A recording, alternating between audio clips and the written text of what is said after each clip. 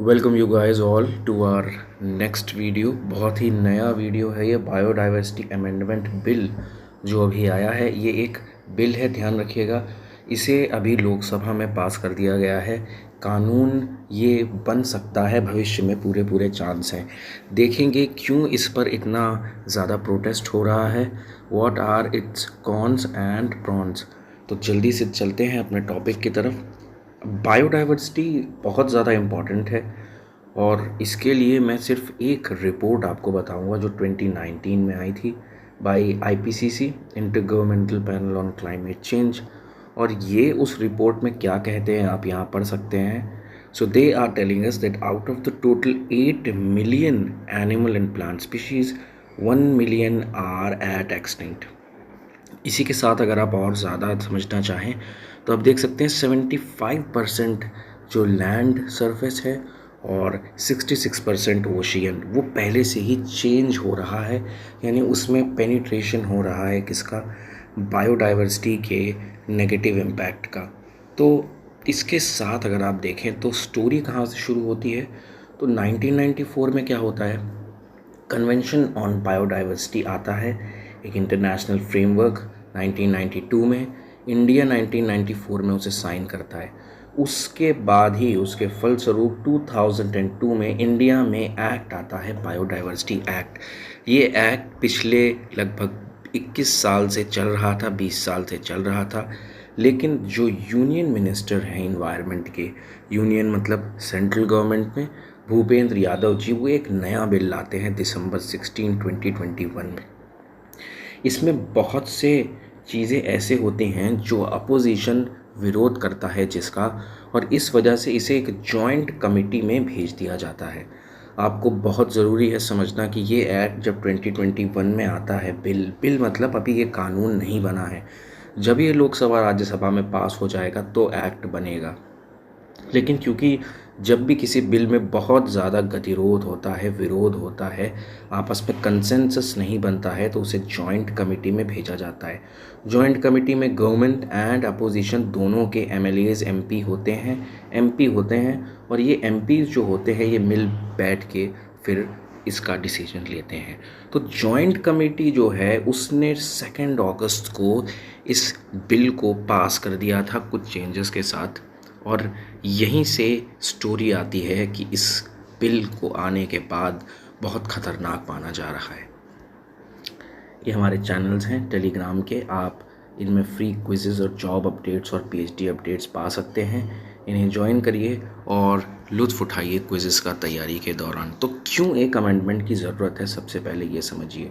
तो ये गवर्नमेंट के सारे मोटो हैं। Government says to widen scope of living access and benefit sharing.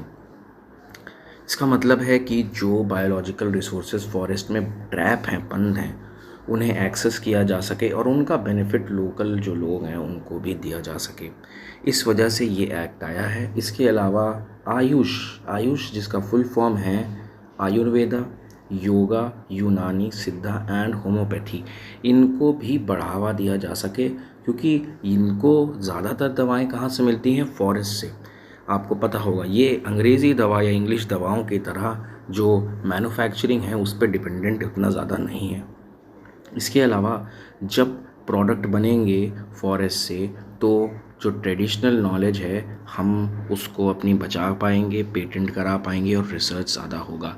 बहुत अच्छे मोटिव हैं, लेकिन आप देखिएगा कि कैसे दोनों साइड मैं आपको बताऊंगा, फिर आप डिसाइड करिएगा हाउ इज़ दिस एक्ट। सबसे पहले मेजर अमेंडमेंट में क्या किया गवर्नमेंट ने, 2002 का जो एक्ट है उसमें ये चीज़ें नहीं थी लेकिन अब कर दी गई हैं।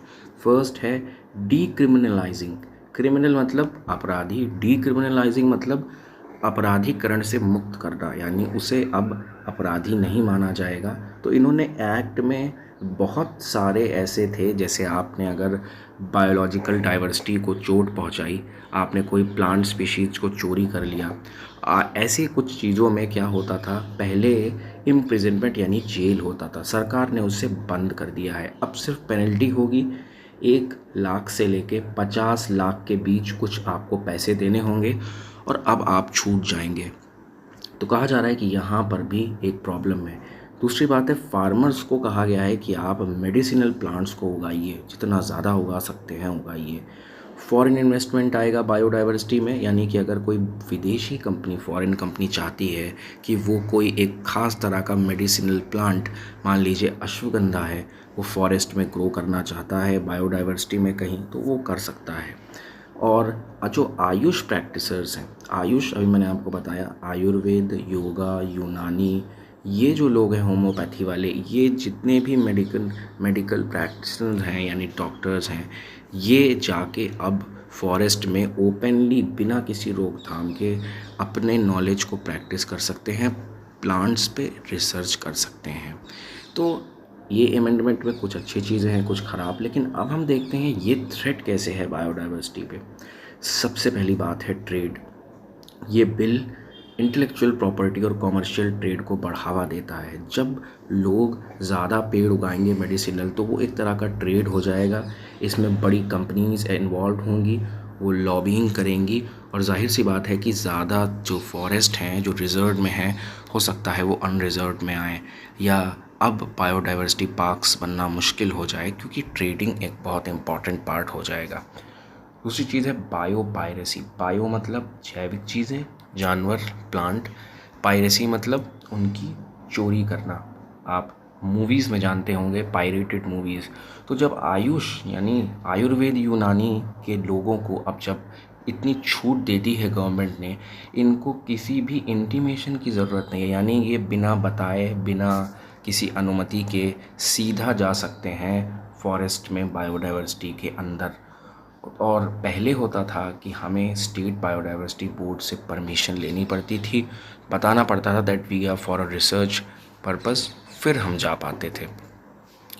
अब यहाँ पे जाया जा सकता है, और बायोपायरेसी का ख़तरा भी बढ़ गया है। हो सकता है किसी ऐसे प्लांट को वो ले लें और उसे फ़ॉरेन में बेच दें, या उसकी नॉलेज को भी डिस्क्रीट ना रहने दें। Amendments allow for the state biodiversity boards to represents BMC. पहले होती थी बायोडाइवर्सिटी मैनेजमेंट कमेटी, इसमें वहाँ के लोकल लोग होते थे, और ये वहाँ के मेजर डिसीजंस लेते थे। यानी स्टेट बायोडाइवर्सिटी बोर्ड जो है एसबीबी, उसके नीचे होता था बीएमसी। तो कोई भी चीज़ होती थी तो बीएमसी से ही पूछा जाता था कि क्या उस फॉरेस्ट में ऐसा करना चाहिए या नहीं। लेकिन अब बीएमसी को हटा दिया गया है, सीधा स्टेट बायोडाइवर्सिटी बोर्ड जो है वही डिसीजन लेगा। तो लोकल लोगों को हटा दिया गया है रास्ते से। उसके बाद detecting which plants are cultivated and which are from the wild is complex.